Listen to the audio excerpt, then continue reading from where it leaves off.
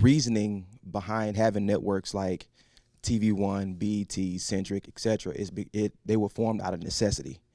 You know, people get up in arms sometimes. You know, why you gotta have a black television network? Why you gotta have?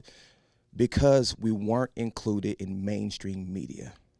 So these networks were formed out of necessity. So being that we had a desire to see faces that look like ours in stories that were parallel to ours be on television, we formed our own networks. If you don't like us having these networks, or it's a simple resolution: include us in mainstream media. Like we're a part of American society, and we're not swept away under the rug. So if you don't want us to have these networks, include us in mainstream media.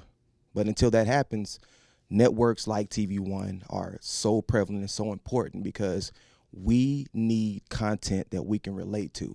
We can't always turn it on some of the other networks and relate to the content, relate to the material, relate to the faces, relate to the jokes.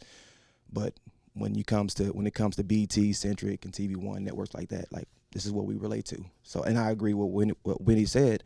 When you're honored enough to be recognized by these networks, I think we as entertainers can do a little bit better job of making sure that we, to a certain extent, drop everything and make sure you're at least present. I agree.